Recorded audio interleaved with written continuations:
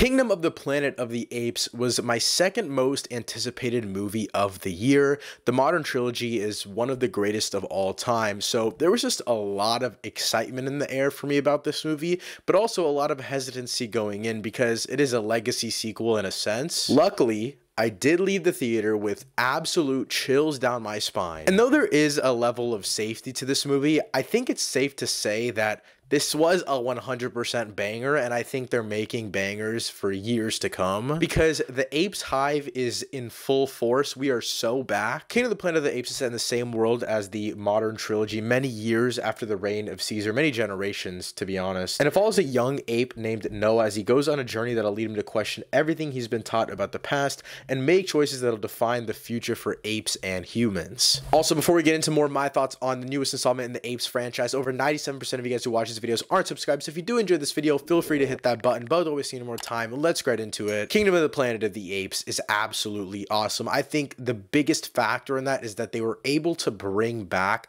a pretty compelling protagonist in Noah. Now, inherently, we're going to get Noah and Caesar comparisons, but I genuinely think that why Noah's character works so well in comparison to Caesar is that it's not because he's on the same level of hype or badassery as Caesar, because Caesar has some of, in my opinion, the greatest moments in pop culture history.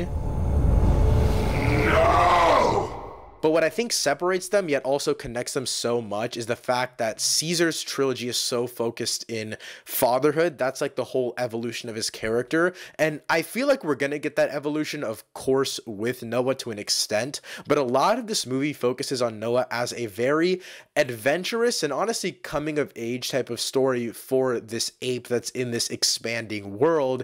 And in that, it feels like instead of a comparison and commentary on fatherhood, more of a commentary on sonhood. I don't even know if that's a thing. But to be completely honest with you, that was my biggest fear going into this movie, and honestly going into this whole legacy sequel of the modern trilogy, because there's only so much that I at least felt like you could do, but they reinvented the wheel so much in this movie that it does feel like a continuation, but in the most unique way possible. It doesn't even feel like the same world until you get to the literal definition of what the character motivations in this film are, and that is 100% dependent on Caesar. Caesar fully feels like a character in this movie, even though he is pretty much in this movie for a solid 5 seconds of screen time. And I think the way that they package it up comes in with the villain as well. Obviously, I already talked about Noah and Caesar comparisons, but Proximus Caesar, which by the way is one of the hardest names of all time, but his comparison to Koba is also really, really interesting. They're both pretty brooding forces for sure,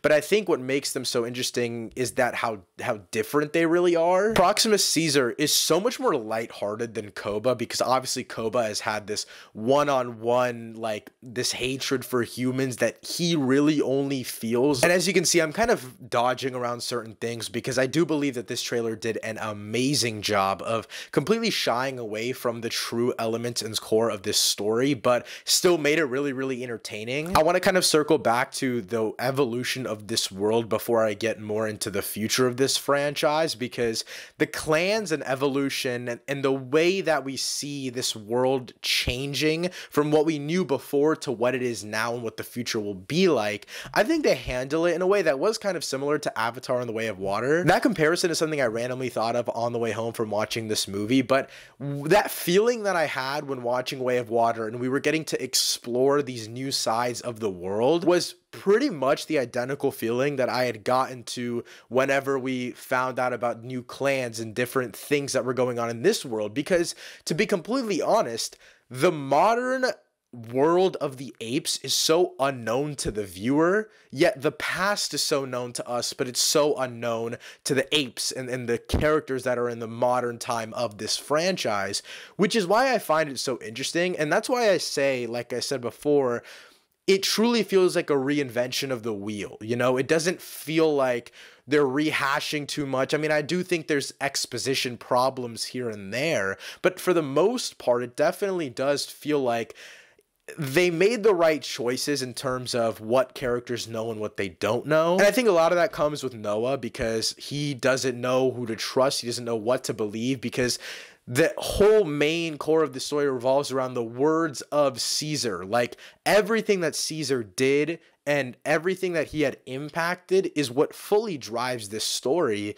Yet he's like this mythological character to them, and so that's what makes this story so interesting, is because to us, we got to see his whole evolution, yet these characters have no idea about that. I also want to throw this in there. I think the villain Proximus Caesar wasn't used as much as I wanted in this movie. His performance is absolutely amazing, and I wish he had just gotten more screen time, to be honest with you.